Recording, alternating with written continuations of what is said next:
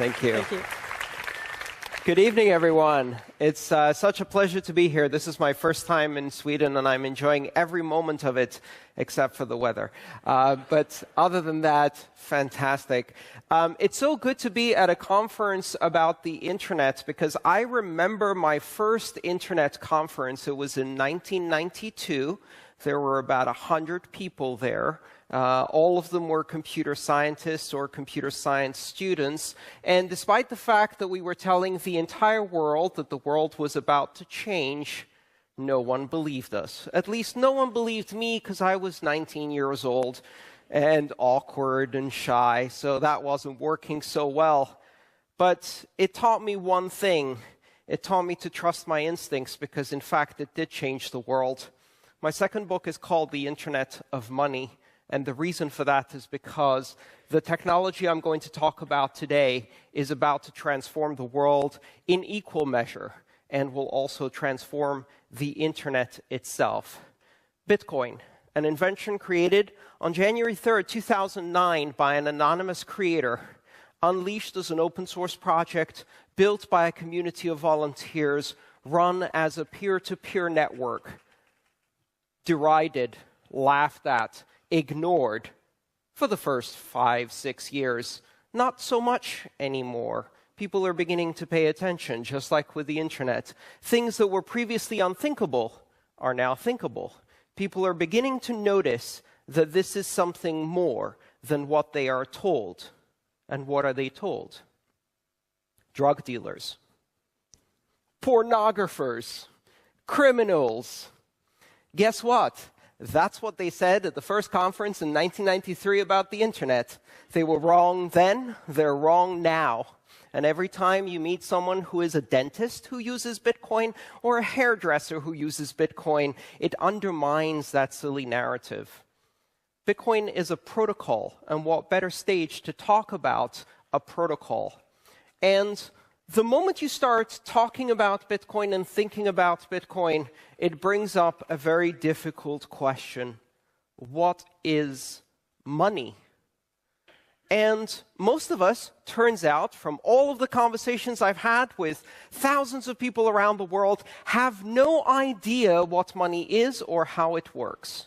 It's one of those technologies that is so deeply embedded in our culture that it has become completely invisible to us. In fact, we don't even need to think about money unless it stops working. Some countries, they realize that it stops working, and then everybody has interesting things to say about what money is. But what is money? At its very basic level, money isn't value. In fact, you use money to get things of value, products or services, but there is no value in the money itself. And money isn't a construct of authority. We seem to think that these days, because all of our money comes from certain authoritative sources. Some guy with a crown says that this is your money, it's your money, and that's the authority it comes from. But what if money could be created without authority? What if money could be created simply through use? It turns out that what money really is a language. Money is a language that human beings created to express value to each other. As a language, is one of the fundamental constructs of civilization that allows us to exceed what's known as the Dunbar number. The Dunbar number is the maximum number of individuals who can operate in a tribe on the basis of kinship, of acquaintance. But if you want two tribes to work together, you need some common bond. And these bonds have included culture, language, religion, and yes, money, a fundamental construct that allows us to exceed the scale of a single tribe and engage in commerce with others on a greater scale. And as our money has evolved, it has been able to evolve its scale to allow us to collaborate and engage in commerce on a greater level. But money is also, ironically, a system of control, because controlling money confers great power to those who control it. And as a result, kings, and governments have always held a very tight control over money, pretty much like they used to hold over religion for pretty much the same reasons. And now that has changed. On January 3rd, 2009, the world changed because some person created a peer-to-peer protocol, a flat network with no servers, all clients, that is able to express money as a content type.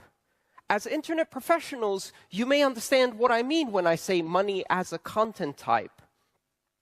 Money that is expressed purely as data, that can be transmitted using any communication medium that can convey information. A Bitcoin transaction doesn't need to be transmitted over the Bitcoin network, although that's a convenient way to do it. You could encode it in Skype emojis. You could write it up and put it in a Craigslist ad. You could post it on Facebook in the background of a picture of kittens playing with yarn. Money as pure information on an open network that is simultaneously uncensorable, open to anyone, neutral, and global. There are no borders on this new technology, just like there are no borders on the internet. Everyone can access it because it is not a product. It is not a company. You do not need to register for an account. You simply download the client. And a Bitcoin client is very much like a web browser. It is the user interface that speaks the protocol to other Bitcoin clients out there.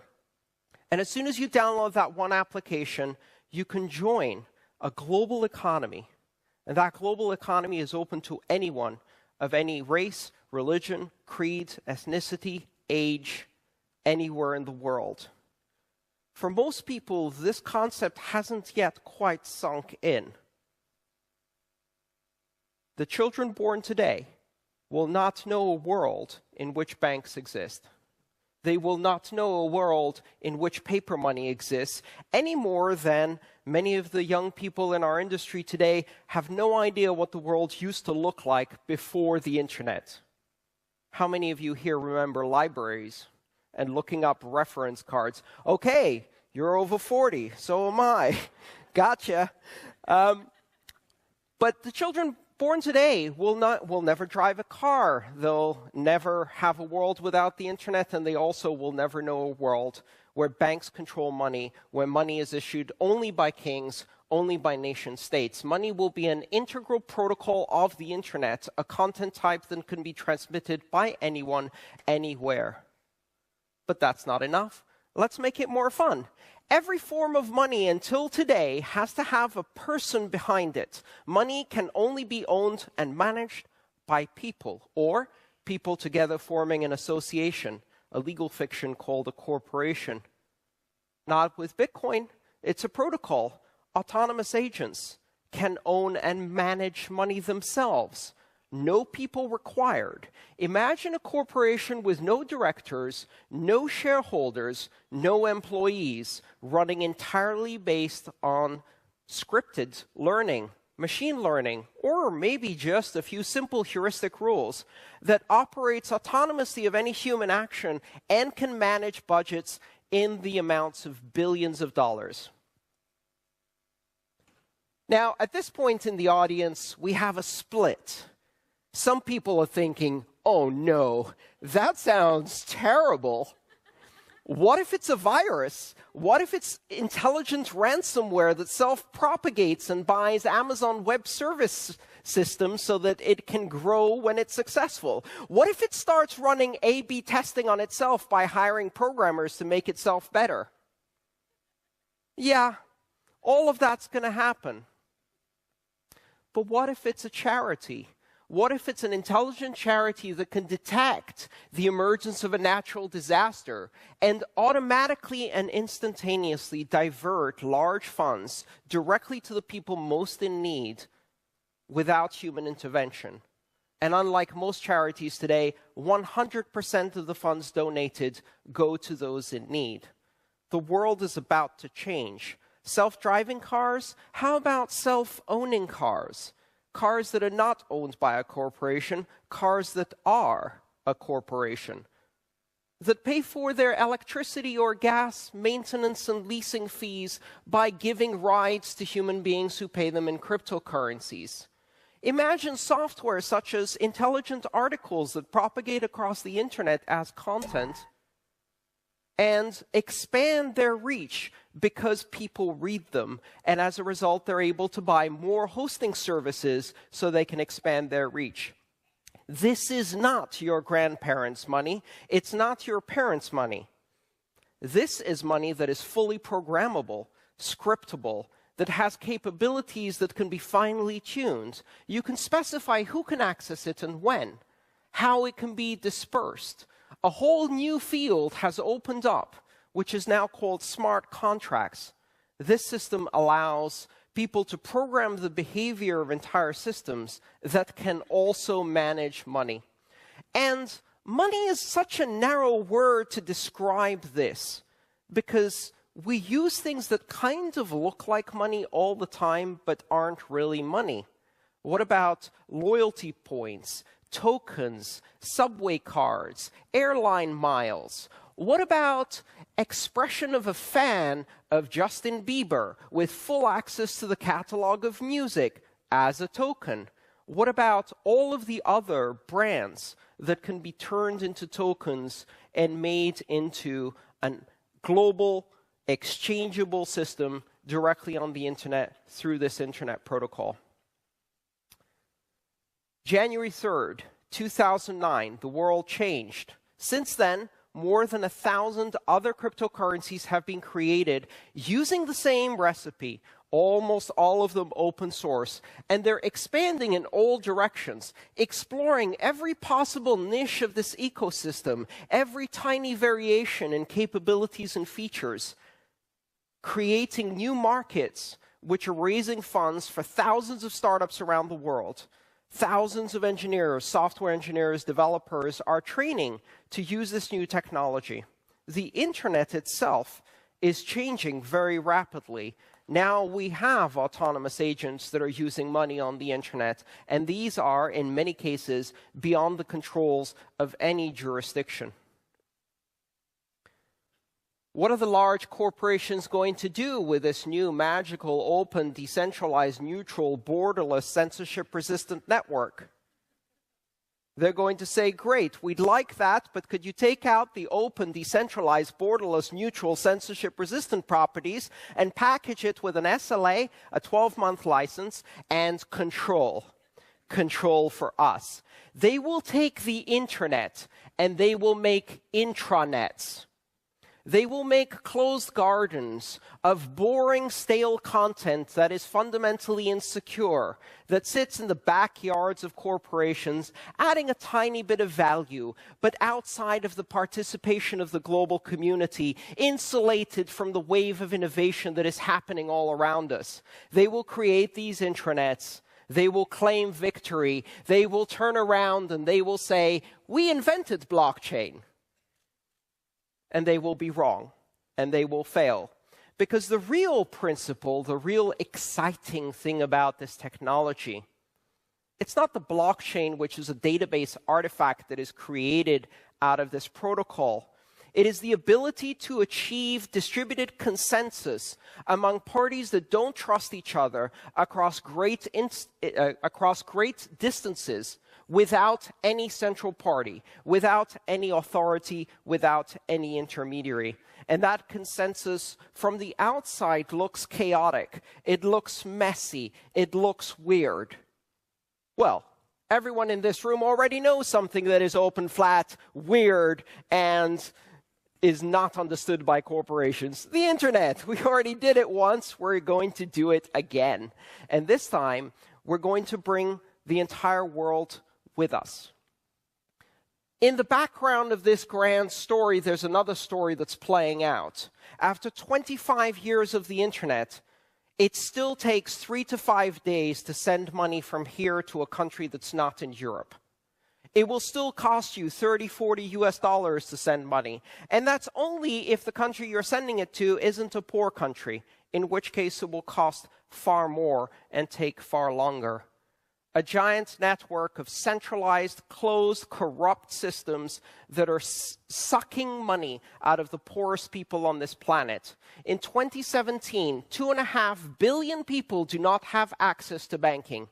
That means they have zero access to banking, cash-based only, and that's only counting heads of household, not their spouses, not their children. Clearly, they don't matter. That's according to the International Monetary Bank. Now, imagine what happens if you bring banking to an app, to a $20 Android, to everyone who has a smartphone. 3.5 to 4 billion people are on the internet today. Just over 1 billion people of those have banking, have full access to financial services. We're going to bring it to the other 6 billion fast. And this is going to change the world faster than the spread of cell phones. Imagine a $20 Android landing in a village in Kenya, and it's no longer just a communications device. It's a bank. Not a bank account, a bank. It can wire and receive funds from anywhere in the world. It can do lending or receive lending for a mortgage, to buy seeds for a field, to bring disaster relief. It can internationally connect every person on this planet, and we can do this within the next 10 years. The world will radically transform when you bring the capability of a broad economic inclusion to everyone in this world. Now, you would think that banks want to do this. You'd be wrong. It's not really profitable serving people who have little money, little connectivity, no access to ID in oppressed countries with terrible governments. Also, in most of those countries, the banks are criminals. They are criminal organizations, or really quite indistinguishable from the local mob. So how do we fix that? Up to now, the approach for all of these technologies, whether it was PayPal or any of the other technologies we've seen emerge in financial technology very, very slowly, was to carefully and politely ask for permission. Bitcoin is not asking for permission. We forgot to do that. And so we will proceed in banking the entire world without asking for anyone's permission. This protocol is now spreading. And if this one gets shut down, a 14-year-old with a copy of my book can rebuild it in a weekend in any programming language and launch it again with its new name. And again, and again, and again, until we succeed. The world is now connected. Finance is now an application, and money is a content type. Welcome to our new planet. Thank you.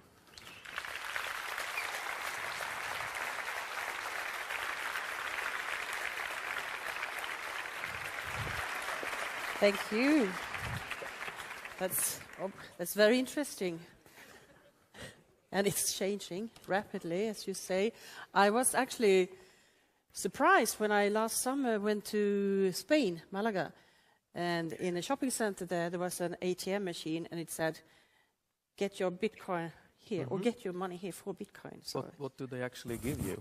I didn't try. I didn't have any, so I couldn't try. So what the Bitcoin ATMs do is you hold up your smartphone device, which has a Bitcoin wallet, and it displays an address that can receive Bitcoin. You show that to the ATM, and you put in some dirty old paper money, and it spits Bitcoin to your smartphone. Done. Pretty straightforward. The best part of it is that the system is inherently secure because the ATM only knows how to send you money. Just like if someone has your email address, that doesn't mean they can read your email. That only means they can send you email. So similar principle to that. And it works the other way around as well? Usually in most countries it doesn't. And part of the reason for that is that governments are terrified of the idea of creating a two-way network where you can change from Bitcoin and back very easily. Yes. So as a result, most of these devices are characterized as vending machines that sell you magic internet money. Oh, that's fantastic. But it's often described as maybe the big problem with Bitcoin is that if you were early, cashed in early, and you have a lot of Bitcoin, you might be a millionaire today in Bitcoin money, but where can you spend it? How can you get dirty old paper money with your Bitcoin? Because there's a lot of banks that won't give you the old money for it, and like you said, they usually will only go one way. Yes. So am I just going to hoard all this Bitcoin until I feel like rich. a millionaire? Yeah.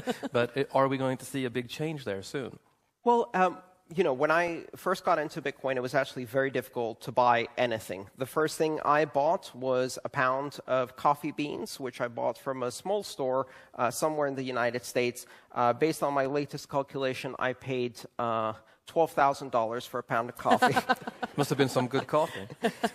Nevertheless, those early moves help us build an economy. A lot of people think of Bitcoin as something you buy and then sell or invest in, and that's the wrong way to think about it. I don't buy Bitcoin. I haven't bought Bitcoin since 2013. I earn Bitcoin. I got paid Bitcoin to come here. I get paid Bitcoin to do all of my work. It's my primary source of income.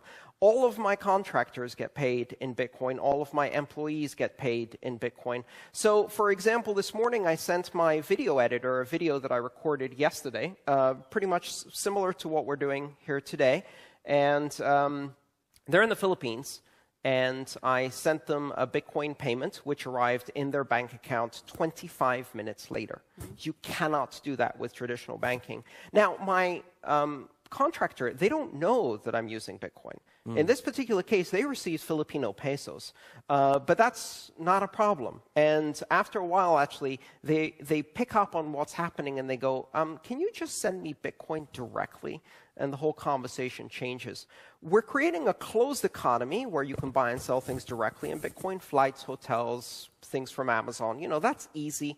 But eventually, you have to think of Bitcoin a bit like foreign currency. If you're on the internet as a tourist, you use Bitcoin. If you're in Sweden, you use crowns.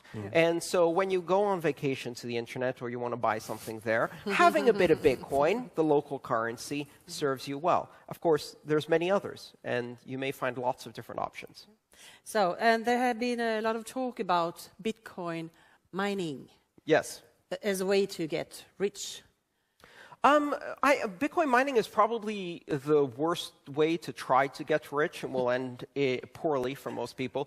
Bitcoin mining is an industrial infrastructure component. So let me ask a quick question from the audience, if you don't mind. How many people here know how BGP routing works? There are some, actually. And this is an internet conference. How many of you use the internet? Oh, never mind. You don't need to know how I know how BGP routing works, but usually I'm surrounded by no one else who does. And yet everybody uses it. So you don't need to know how Bitcoin mining works or why in order to use Bitcoin. Mining is the industrial infrastructure that secures the network and allows us to operate without intermediaries. And the miners are not intermediaries either. Anyone can join that network and participate at any time, leave. They're completely anonymous. We don't actually know where they are. No, actually, yeah. Yeah, because I think at least media in Sweden are describing mining as something dark and, Yes. Well, it certainly sounds dark. And I know miners. They're, Yeah, right. coal. Sounds like a lot of hard work. Yeah. Mining is special purpose high performance computing that happens with application specific integrated circuits, silicon chips. Now, that's the kind of thing that if you print in a newspaper, nobody's going to buy that newspaper again. So that's why media don't describe it like that. Yeah. It's much better to think about the dark web. That sells newspapers. Yeah. And so we're seeing this. But, I don't know how many of you were around in the early days of the internet. This is exactly what happened then. At the time, it was only for geeks and academics and obscure, weird technology that nobody would ever really use. And of course, a plaything for criminals, especially fraudsters. Yeah. And a lot of people were terrified to do online commerce, to buy things online. And they said, this will never work because people won't do it. So again, we're seeing a bit of that. People are afraid of change. And we're still very early days. We're about where the internet was in maybe 93, 94. Yeah, so it was gaming, porn, and rock and roll. Actually, 93, 94 was the first time we had DNS. It was mostly FTP, Archie, and Usenet, news groups in text. So no porn, couldn't really download that stuff. Oh, you don't know ASCII artists. All right. Thank you very much for a very so interesting Thank you. speech. Thank you. Thank you.